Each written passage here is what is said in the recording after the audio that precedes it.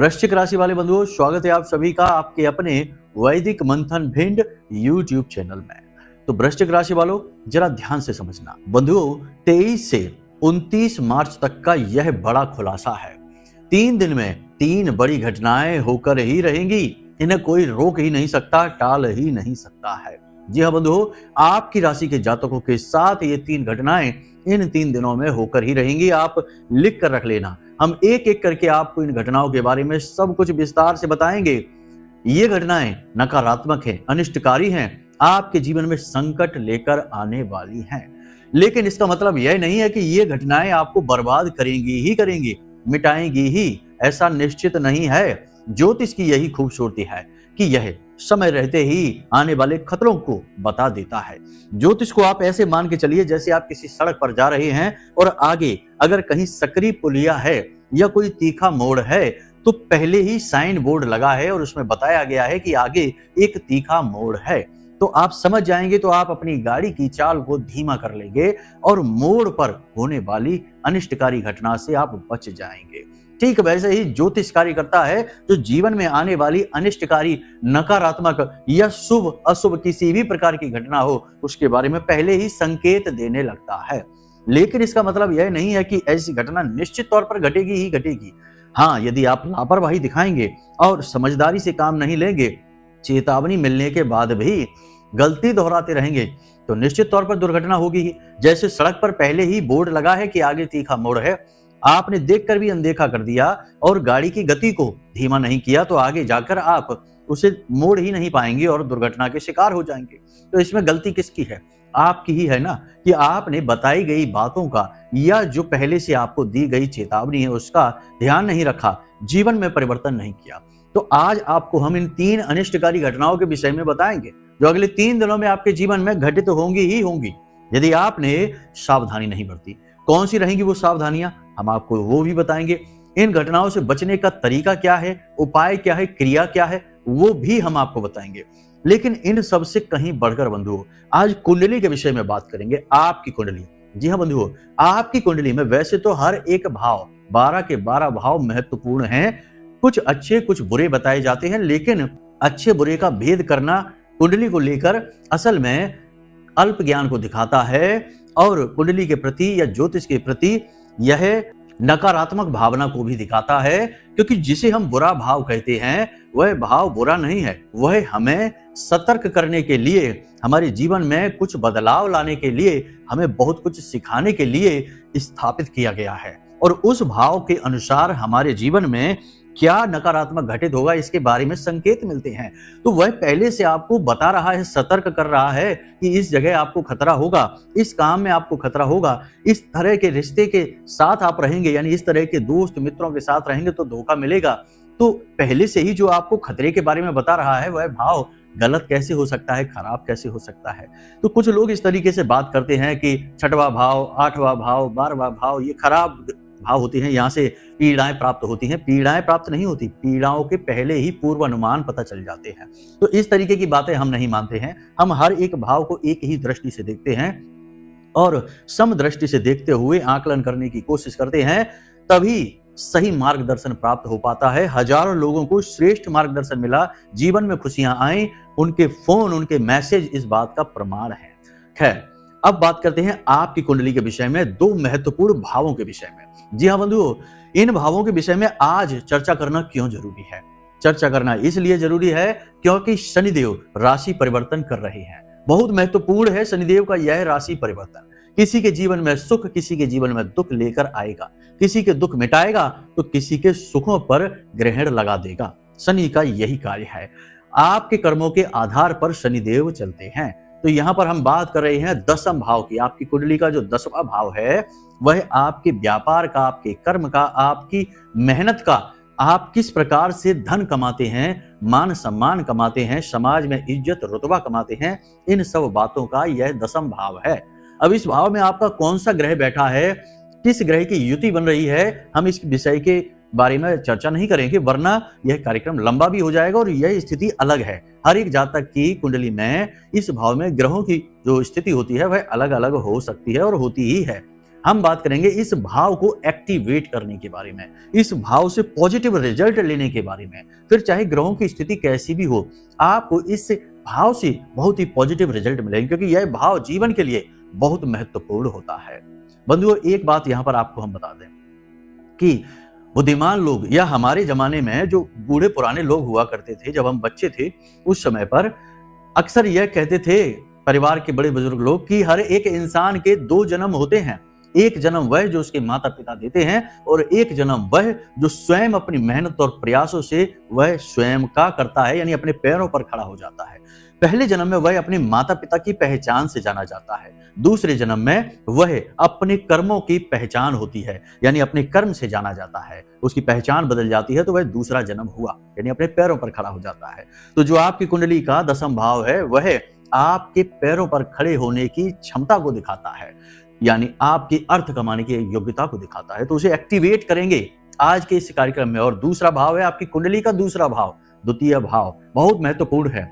आपके परिवार को दिखाता है, आपकी धन की स्थिति को दिखाता है, आपके पड़ोसियों को दिखाता है, पैतृक संपत्ति को दिखाता है। इसे धन की तिजोरी कहा जाता है। जी हाँ बंधुओं, बहुत ही महत्वपूर्ण भाव है यह भी। तो हम इन दो भावों के बारे में, इन्हें एक्टिवेट कैसे करना है, इनसे पॉजिटिव रिजल्ट कैसे लेना है, समझने वाली बात यहां पर यह है कि 10वां भाव की हम बात कर रहे हैं। अपनी कुंडली उठाकर देखिए 10 भाव में, यानी 10वां जो भाव है इसमें कौन से ग्रह बैठे हैं, इसके विषय में चर्चा हम बाद में करेंगे। लेकिन फिलहाल हम बात कर रहे हैं 10वां भाव का जो स्वामी ग्रह है, कारक ग्रह है, यानी भावेश है, और जो कारक ग्रह है, दोनों ही शनिदेव हैं। अब समझिए, मकर राशि बनती है और शनिदेव की ही यह राशि है पूर्ण रूप से, ठीक है। तो ये शनिदेव की राशि हो गई, शनिदेव का पूरा नियंत्रण है इस भाव में। इसीलिए आपने देखा होगा कि कोई बच्चा कितना ही बुद्धिमान हो, कितना ही योग्य हो, जब बात आती है कैरियर बनाने की तो उसे संघर्ष करना ही पड़ता है। और अच्छे अच्छे बुद्धिमान से बुद्धिमान लोग भी कभी कभी कैरियर बनाने में फिसड्डी हो जाते हैं, और जिन्हें कम बुद्धि का मंद बुद्धि माना जाता था वे अच्छी तरक्की प्राप्त कर लेते हैं, क्योंकि ये शनि के आधार पर होता है। शनिदेव आपकी योग्यता नहीं, आपकी कर्म की शक्ति को देखते हैं, आपके व्यवहार को देखते हैं, आपकी नैतिकता को देखते हैं। आपने कितनी पढ़ाई की है, कितनी योग्यता है, इससे शनिदेव को कोई मतलब नहीं। तो इसे एक्टिवेट करेंगे, इससे पॉजिटिव रिजल्ट मिलेंगे, और शनिदेव का जो राशि परिवर्तन है इसका आपको पूरा लाभ मिलेगा, ठीक है। पहली बात ये। दूसरा यह है कि आपका जो द्वितीय भाव है यह धन की तिजोरी है। पैसा आपने कमाया, कितना पैसा आपके पास रुका। लोग अक्सर ये शिकायत करते हैं कि गुरुजी हम पैसा तो कमा लेते हैं लेकिन पैसा रुकता नहीं हमारे पास, एक तरफ से आता है और दूसरी तरफ से निकल जाता है। पता नहीं कैसी मतलब अजीब सी विडंबना है जीवन की कि ढेर सारा पैसा कमाने वाले भी यही बात बोलते हैं और जो कम पैसा कमाते हैं वो भी यही बात बोलते हैं कि पैसा रुकता नहीं है, एक तरफ से आया दूसरी तरफ से चला गया। इसके लिए उनके द्वितीय भाव में यानी दूसरे भाव में नकारात्मकता होती है, निश्चित तौर पर होती है। कारण इसका यह है कि दूसरा भाव शुक्र का, यानी इसका भावेश, इसका भाव स्वामी शुक्र बनता है और इसका कारक ग्रह गुरु बनता है। अब शुक्र और गुरु ये दोनों वैसे तो पॉजिटिव ही हैं, नेगेटिव नहीं है, लेकिन आज का जो परिवेश है, माहौल है, लोगों का वातावरण है, उसके हिसाब से शुक्र के साथ में नकारात्मकता आ ही जाती है, गुरु के साथ भी आ ही जाती है। जैसा कि वातावरण है, परिवेश है, लोगों का व्यवहार और आचरण है, इसमें सुधार करेंगे तो ये भाव जो आपका है एक्टिवेट हो जाएगा। फिर आपके द्वारा कमाया गया धन पैसा आपकी जेब में रुकने लगेगा। यहां तक सारी बातें आपको समझ में आ गई हैं, तो आपको आज का यह कार्यक्रम पूरा अवश्य देखना है, क्योंकि आज हम न केवल 3 घटनाओं के बारे में, उनसे बचने के उपाय, तरकीबों के बारे में और कुंडली के 2 सबसे महत्वपूर्ण भावों को एक्टिवेट करने के बारे में बताएंगे, जिससे आपको पूरा लाभ मिलेगा जीवन का। पैसा कमाएंगे अच्छी तरीके से और उस पैसे को रोक भी पाएंगे, होल्ड भी कर पाएंगे, अपनी तिजोरियों में, अपने बैंक बैलेंस में भी रख पाएंगे, बचा पाएंगे अच्छी तरह से। ये 2 विषय हो गए चर्चा के। लेकिन इन सब के बावजूद कार्यक्रम के अंत में हम आपको एक ऐसा महाशक्तिशाली उपाय बताने जा रहे हैं जो कलयुग के राजा से संबंधित है। आप समझ रहे होंगे, हमारे कार्यक्रम देखते हैं तो आपको पता होगा कि हम किसकी बात कर रहे हैं। जी हाँ, हम शनिदेव की ही बात कर रहे हैं।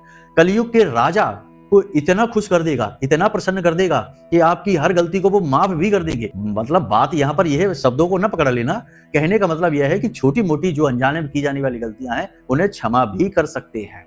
ये उपाय इतना शक्तिशाली है। हम इस उपाय को बताएंगे, इसे आपको अपने घर में करना है और किस प्रकार करना है, कैसे करना है, इसके बारे में कार्यक्रम के अंत में चर्चा करेंगे। तो चलिए अपने मूल विषय को शुरू करते हैं, लेकिन इससे पहले महामाई को याद करेंगे।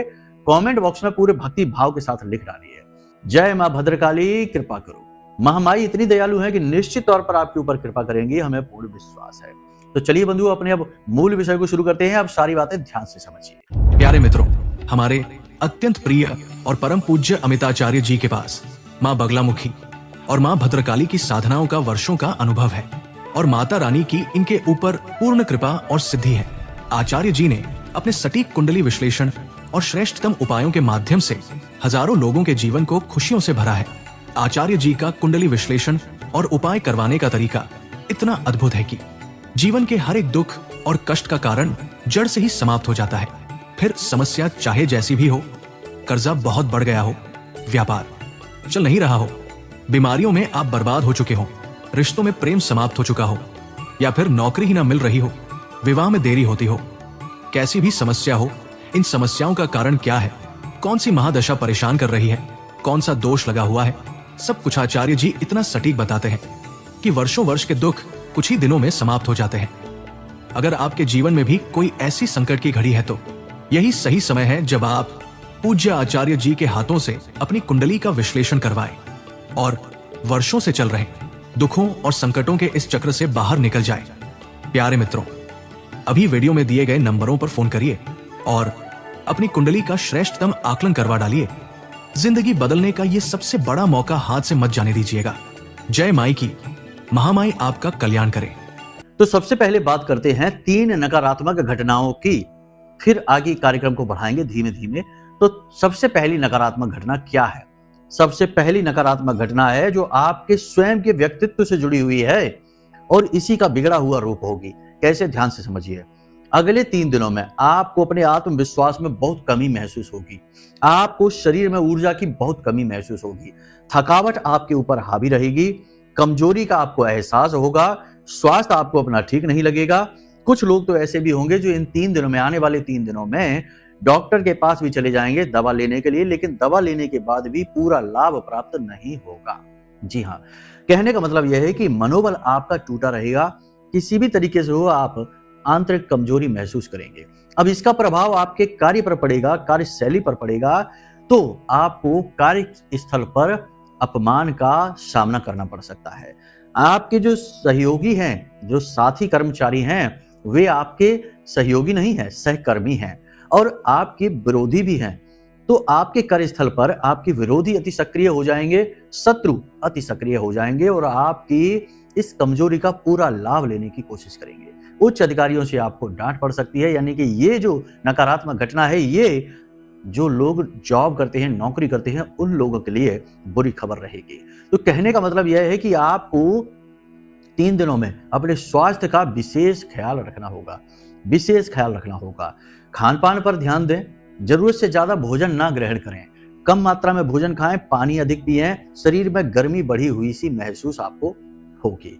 तो ये चीजें हैं, इसको आप ध्यान में देना है। दूसरी घटना ज्यादा खतरनाक है, इसके लिए आपको ज्यादा सतर्क रहने की आवश्यकता है। पीठ के पीछे कोई आपको धोखा देने वाला है। जी हाँ बंधुओं, जहां तक हमारा अनुमान है, अनुमान से मतलब यह है कि जो हमारी माता रानी के द्वारा दी गई अनुभूतियां हैं उनके आधार पर और ग्रहों की बन रही स्थितियों के आधार पर, क्योंकि यह जो समय काल है यह राहु का समय काल है और राहु धोखे का प्रतीक है, माया का प्रतीक है, नकारात्मकता का प्रतीक है। तो आपका अपना ही कोई आपको धोखा देने वाला है। आप किसी अपने के मुख से ऐसी बातें सुनेंगे, ऐसे उसके काम हो जाएंगे जो आपको आश्चर्य में डाल देंगे। आपको यकीन ही नहीं होगा कि आपने तो इस पर इतना भरोसा किया था, यह कैसे ऐसी बात बोल सकता है। अब वह इंसान आपका पार्टनर हो सकता है, बिजनेस पार्टनर हो सकता है, आपका मित्र हो सकता है, आपका भाई, आपका जीवन साथी और यहाँ तक कि आपके पिता या माता में से भी कोई एक हो सकता है। जी हाँ बंधुओं, कलयुग की कड़वी सच्चाई है ये, आप मान लीजिए। सैकड़ों ऐसे हमारे पास फोन आते हैं, मैसेज आते हैं, जिनमें लोग दुनियादारी से नहीं, अपने पिता से प्रताड़ित चल रहे हैं, अपनी मां से प्रताड़ित चल रहे हैं। जी हाँ बंधुओं, ये बात सुनने में अच्छी नहीं लग रही होगी, हमें भी बड़ी हिम्मत करके ये बात कहनी पड़ रही है, लेकिन ये सच है और जो सच है तो है, उसका क्या कर सकते हैं। तो बहुत सारे लोग ऐसे होंगे जो अपने रिश्ते से, अपने खास किसी व्यक्ति से धोखा खाने वाले हैं। सतर्क रहना है। आप क्या कर सकते हैं? सावधानी, यहां पर सावधानी ये कर सकते हैं कि किसी पर भी जो महत्वपूर्ण कार्य है उसकी जिम्मेदारी ना दें। महत्वपूर्ण कार्य जो आपके जीवन के हैं उन्हें आप स्वयं करें। पैसे रुपए की लेन देन आप स्वयं करें। कोई भी कागज डॉक्यूमेंट आप साइन करने जा रहे हैं, हस्ताक्षर करने जा रहे हैं, तो उस कागज को अच्छी तरह से पढ़ लें। कोई भी महत्वपूर्ण डील आप किसी के साथ करने जा रहे हैं, कोई सौदा करने जा रहे हैं, तो उस सौदे की पूरी जिम्मेदारी खुद लें। किसी को आगे ना बढ़ाएं, आप आगे बढ़ें। यानी कि अपने काम की पूरी जिम्मेदारी, पूरी बागडोर खुद संभाल कर रखेंगे तो बचे रहेंगे धोखे से। देखिए, हमने पहले ही कहा कि ये संकेत हैं। संकेत का मतलब है कि सावधानी बरतनी है, आगे खतरा है, ये याद रखना है। तो दो बातें तो ये हो गई, इनके बारे में सावधान आपको रहना है। अब बात करते हैं तीसरी। अगले 3 से 5 दिनों में, जी हाँ बंधुओं, 3 से 5 दिनों में किसी प्रकार का निवेश आपने यदि कर दिया, आपको बहुत घाटा हो जाएगा। किसी बिजनेस की डील आपने कर ली, वह कैंसिल हो जाएगी, आपको नुकसान हो जाएगा। कोई नए बिजनेस की शुरुआत कर दी तो वह बिजनेस चलेगा नहीं, डूब जाएगा। इसी प्रकार आपने यदि कोई प्रॉपर्टी खरीद ली तो वह प्रॉपर्टी आपको फलित नहीं होगी। वाहन खरीद लिया तो वह वाहन आपको फलित नहीं होगा। देखिए, दिन में, हर दिन में 1.5 घंटे का लगभग समय होता है, जिसे राहु काल कहते हैं। राहु काल में कोई भी नया शुभ कार्य करते हैं, बिजनेस हो, व्यापार हो, रिश्ता नाता हो, कोई खरीद बिक्री हो, कुछ भी करते हैं तो वह असफल हो ही जाती है। और अभी तो पूरा राहु का नियंत्रण ही चल रहा है। 3 ग्रहों पर पूर्ण नियंत्रण होने जा रहा है, चल ही रहा है, होने क्या जा रहा है, अभी चल ही रहा है। तो ऐसे में यदि आपने कोई नया कार्य कर डाला, व्यापार में कहीं कोई निवेश कर डाला, किसी ने आपको सलाह दी कि इस बिजनेस में पैसा लगा दो, हम आपके साथ हैं, हम पार्टनर हैं, या हम पार्टनर बन जाते हैं, हमारे साथ आ जाओ, नहीं, बिल्कुल नहीं, किसी भी हाल में नहीं। कोई भी नया महत्वपूर्ण कार्य आपको अभी फिलहाल 3 से 5 दिनों तक, यानी शनिदेव का जब तक राशि परिवर्तन नहीं हो जाता तब तक नहीं करनी है। उसके बाद क्या करना है, कैसे करना है, तब की तब देखी जाएगी, फिलहाल नहीं, क्योंकि उसके बाद भी परिस्थितियां कोई खास अच्छी नहीं होंगी, क्योंकि शनि और राहु का मिलन हो जाएगा। और शनि और राहु का मिलन भी कोई अच्छा मिलन नहीं है, बहुत ही नकारात्मक होता है। पिशाच योग कहते हैं इसको, आप नाम से ही समझ जाइए कि ये पिशाच है, तो ये तो और ज्यादा मिटाएगा। तो फिलहाल कोई भी नए कार्य की शुरुआत के बारे में ना सोचें, अभी शांति से बैठे, जो चल रहा है उसी को चलाएं, उसी में पूरा मन लगाएं, पूरा जोश मन में बना के रखें। दूसरा कि पॉजिटिव रहिए, मन में हमेशा सकारात्मक विचार रखिए। लाख बुराई जीवन में क्यों ना दिखाई दे, लाख बुराई संसार में क्यों ना दिखाई दे, आप अपनी आंख से क्या देखना चाहते हैं, ये आपका निर्णय होगा। आपकी आंखें, आपका मन है, आपके विचार हैं, कैसे चलेंगे ये आपका निर्णय होगा। आपको गिलास खाली देखना है या आधा गिलास भरा देखना है, ये आपका निर्णय है। एक कहानी है छोटी सी, हमने सुनी थी। बताते हैं कि एक बार भगवान श्री कृष्ण और अर्जुन ऐसे ही भ्रमण पर जा रहे थे। उन्होंने एक मरा हुआ कुत्ता देखा जिसमें से बदबू आ रही थी, ऐसे ही कहीं किनारे पर पड़ा हुआ था। तो अर्जुन ने उस कुत्ते को देखा और अपनी नाक दबाने लगे और कहने लगे कि देखो माधव, कुत्ता किनारे पर पड़ा हुआ है, मृत है और इसमें से बदबू आ रही है, कितनी बुरी बदबू आ रही है। लेकिन भगवान श्री कृष्ण देख के और मुस्कुराए, बोले अर्जुन, तुम्हें इस कुत्ते के चमचमाते हुए दांत नहीं दिखाई देते, कितने सुंदर लग रहे हैं आपको। तो यहाँ पर अर्जुन नकारात्मकता को देख रहे हैं और श्री कृष्ण इतनी घोर नकारात्मकता में से भी सकारात्मकता को निकाल कर ला रहे हैं। अर्जुन मानव हैं, नर हैं, और कृष्ण नारायण हैं। तो नारायण हमें यही तो समझाना चाहते हैं कि जीवन चाहे कितना ही विकट क्यों ना हो, सघन क्यों ना हो, नकारात्मक क्यों ना हो, आपको पॉजिटिव रहना है हर हाल में। ठीक है, तो आपको पॉजिटिव रहना है, ये बात आपको ध्यान रखनी है। कहीं भी निवेश नहीं करना है, किसी भी डील को आगे नहीं बढ़ाना है, जो जैसा चल रहा है वैसा ही चलने देना है। अपने स्वास्थ्य का विशेष ख्याल रखना है, वाहन संभल कर चलाना है, भारी मशीनरी से संभल कर काम करिए, फैक्ट्री है, काम तो करना ही पड़ेगा। सतर्क रहना है, अलर्ट रहना है, आलस बिल्कुल नहीं करना है, रुपए का लेन देन नहीं करना है, किसी को उधार नहीं देना है, और उधार कोशिश करें कि ले भी नहीं। जी हाँ, ऐसी स्थिति आ सकती है कि उधार लेना पड़ सकता है, लेकिन आपको लेना नहीं है। ठीक है, पहली चीज। अब यहाँ पर बात करते हैं उन 2 भाव के बारे में जिनकी हमने कार्यक्रम की शुरुआत में बात की थी, वो भी महत्वपूर्ण हैं। उसके बिना ये कार्यक्रम पूरा नहीं होगा, क्योंकि अंत में हम उपाय भी बताएंगे, उपाय भी आपको जानना बहुत जरूरी है। तो ये 2 भाव, सबसे पहले दशम भाव की बात करते हैं। यही सबसे महत्वपूर्ण बात है, क्योंकि आज का जो हमारा कार्यक्रम है ये शनिदेव पर ही केंद्रित है और राहु पर भी केंद्रित है। तो शनि और राहु तो मित्र हैं। शनि यदि आपके पॉजिटिव हो गए तो राहु पॉजिटिव हो ही जाएगा। राहु सहचर्य से फल देता है। ठीक है, तो आप समझिए, जो आपका दशम भाव है वह शनिदेव से समर्पित है, उनसे ही जुड़ा हुआ है। शनिदेव खुश, वह भाव एक्टिव हो गया, पॉजिटिव हो गया। तो आपको क्या करना है, ध्यान से समझिए। 2-3 चीजें आपको करनी है और 2-3 चीजें आपको नहीं करनी है। महीने में 8 तारीख, 17 तारीख और 26 तारीख को आपको कोई भी डील नहीं करनी है, कोई भी महत्वपूर्ण कार्य नहीं करना है। ठीक है, इन्हें आपको टाल देना है। काले रंग की पेन से कहीं कोई साइन नहीं करना है, सिग्नेचर नहीं करना है, कोई भी अंक नहीं लिखना है, ठीक है। तीसरा, काले रंग की कोई भी वस्तु या नीले रंग की कोई भी वस्तु मुफ्त में नहीं लेनी है, खुद भी पहनना नहीं है, धारण नहीं करनी है। जैसे कि लोग पहन लेते हैं, यूनिफॉर्म वगैरह है तो वह बात एक अलग है, वैसे सामान्य तौर पर ना पहने। इसी के साथ साथ जंग लगा हुआ लोहा वगैरह यदि आपके घर में पड़ा हुआ है तो उसे हटा देना है। साथ ही सड़ी हुई लकड़ी वगैरह आपके घर में खोटे सिक्के वगैरह हैं तो इन्हें भी आपको हटा देना है। लेकिन इन सबसे कहीं महत्वपूर्ण, इस भाव को एक्टिवेट करने के लिए आपको क्या करना है, कम से कम सप्ताह में एक बार किसी अपाहिज भिखारी को अन्न और धन का दान अवश्य करना है। जी हाँ बंधु, ये बहुत ही बड़ा उपाय है शनिदेव को प्रसन्न करने का। याद रखना कि जो कमजोर वर्ग के लोग होते हैं, व्यापारी होते हैं कमजोर, जो लेबर वर्कर हैं, कारीगर हैं, और जो भिखारी हैं, खास तौर से जो अपाहिज हैं, अपंग हैं, उनके अधिपति शनिदेव होते हैं। अब यदि आपने उन्हें प्रसन्न कर दिया, उन्हें आपने खुश कर दिया, तो शनिदेव मुस्कुराएंगे, प्रसन्न हो जाएंगे। तो आपको कम से कम सप्ताह में एक बार ऐसा करना ही है कि मंदिर जाइए, 100% आपको कोई ना कोई अपाहिज भिखारी मिलेगा ही मिलेगा। ये शनिदेव की माया है। हर मंदिर में, जो मंदिर ढंग का हो, थोड़ा बड़ा हो, जहां भीड़ रहती हो, ऐसी जगह की बात हम कर रहे हैं, तो ऐसे मंदिर में एक ना एक अपाहिज भिखारी अवश्य बैठा होगा। एक ना एक ऐसा भिखारी अवश्य बैठा होगा जिसकी एक आंख खराब होगी। जी हाँ बंधु, जिसकी आंख खराब है वह भिखारी राहु है, और जो अपाहिज है यानी जिसके हाथ पैर खराब हैं या कुछ प्रकृति की देन है, प्रभु की माया है, तो वह शनिदेव का प्रतीक है।